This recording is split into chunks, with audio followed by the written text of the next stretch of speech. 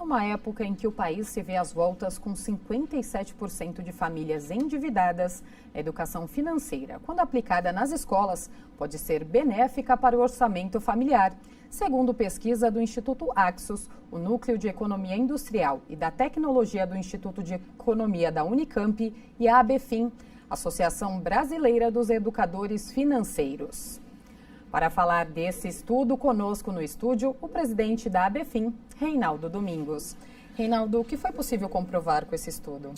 É possível, foi comprovado exatamente aquilo que nós já estávamos fazendo há anos, ou seja, a importância da educação financeira na escola em relação às famílias, porque a pesquisa foi diretamente aos pais dessa criança, ou seja, qual o movimento dela. Então foi aquelas escolas que tinham educação financeira e aquelas que não tinham.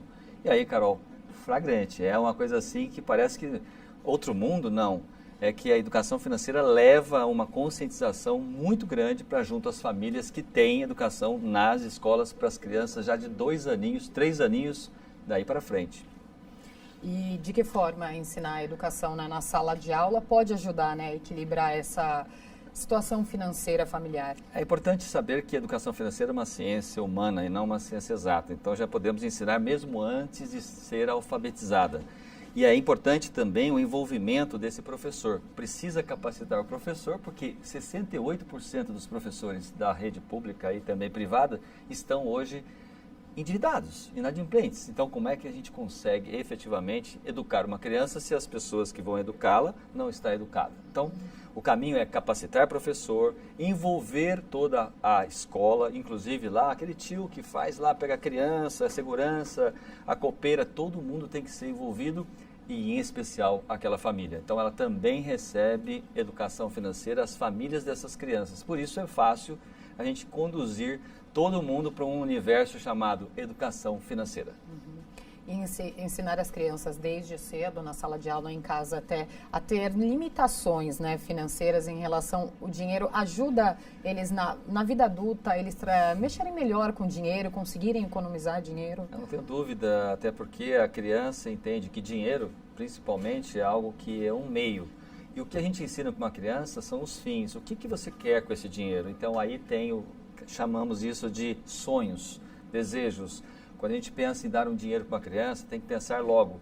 Parte desse dinheiro não poderia ser destinado simplesmente para o consumo, porque senão a gente cria cidadãos consumistas. Então a gente entra com uma metodologia de SOP, de educação financeira, que entra com parte desse dinheiro sempre para os sonhos e a outra parte para o consumo. É mais ou menos você falar assim, olha, você não pode gastar tudo, mas também não pode guardar tudo. Não pode se tornar avarento e querer guardar e guardar. Também não. O equilíbrio seria o melhor caminho. A pesquisa ela identificou que 19% das crianças educadas financeiramente guardavam todo o dinheiro que recebiam, Então tem que ter um equilíbrio aí. Não se pode deixar uma criança, principalmente, querer ficar avarenta, mesquinha, pão dura. Não é um bom exemplo. O exemplo é equilíbrio. É você pensar que esta criança, ao pegar o dinheiro, saiba que parte desse dinheiro ela pode comprar bala, sorvete, chocolate, mas também parte desse dinheiro deveria ser canalizado para esses sonhos, para esses desejos, para esses propósitos. Por isso a gente pega uma criança que amanhã se tornará um jovem, um adulto, quando ele receber o primeiro salário dele, a gente tem que orientá-lo desde criança que parte daquele dinheiro tem que ser para os sonhos dele, da aposentadoria, já que nós não teremos uma aposentadoria tão cedo assim, saudável e sustentável. É preciso que a criança já tenha esses ensinamentos na base para ela ter amanhã uma saúde financeira bacana, para ter uma aposentadoria legal e uma vida digna e com qualidade. A introdução da mesada, ela é uma boa oportunidade deles aprenderem? A mesada é uma ferramenta importante, mas é importante que ela seja dada de uma forma consciente. Mesada é um conceito bem diferente daquilo que a gente pensava. Não, mesada é dinheiro. Não, mesada não é só dinheiro, Eu falo isso no meu livro, não, mesada não é só dinheiro. Mas, acima de tudo, é preciso que a mesada seja dosada, não necessariamente punida, muitas vezes. Eu tenho os pais que têm aqueles pecados capitais, Eu vou dar mesada e depois, se meu filho não arrumar a cama, minha filha também não, tiver nota baixa, eu vou punir. Desconta, E desconta. Isso é um crime para a criança. Outro ponto importante é também não premiá-la. só porque ela fez, porque ela teve nota alta? Não, não necessariamente. Mesada, o conceito é uma doação de uma monta de dinheiro, uma quantidade de dinheiro para uma outra pessoa, seja ela uma criança, um jovem, um adulto ou até mesmo um aposentado. Quando a gente paga uma assistência médica para um aposentado, nós estamos dando uma mesada para ele, financeira, gastando esse dinheiro, investindo nele. Por isso que eu falo, a gente é criança, quando nasce, mas depois, quando tem uma certa idade, a gente volta a ser criança e os filhos vão ter que cuidar dessa criança já com mais idade.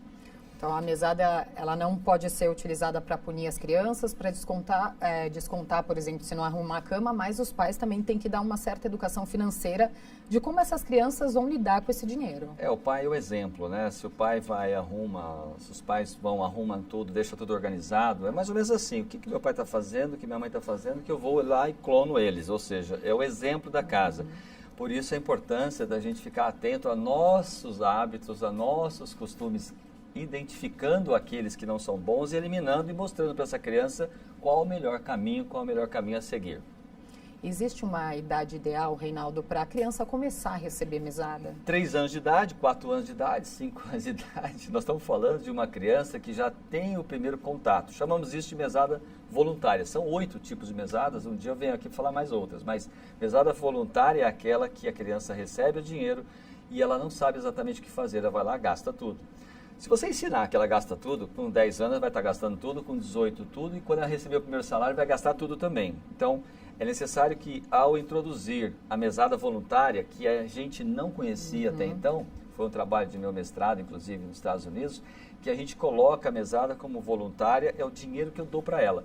Aí a necessidade de falar metade para os seus desejos, metade para o seu consumo. Esse é o segredo, mas começa aos 3 anos, depois aos 7 já uma mesada financeira. Então é uma mesada muito interessante, que eu acho que é a mesada econômica, que vem num momento como esse, de uma crise financeira, que nós precisamos colocar, que a mesada econômica vou economizar energia elétrica, água, telefone, alimentação de uma forma geral, e essa economia pode ser metade dela canalizada para a mesada financeira. Às vezes as pessoas falam assim, mas meus filhos, a casa não tem mesada, não tem nem dinheiro. Tem dinheiro sim, a gente consome 30% a 50% em tudo que a gente gasta numa casa. Por isso é possível implementar uma mesada econômica dentro do nosso lar. Reinaldo, muito obrigada pela participação aqui no Jornal da Câmara. É sempre um prazer, uma honra. Faz tempo que eu não vim aqui, mas é um prazer ter vocês também. Uma boa tarde a todos. Muito obrigada.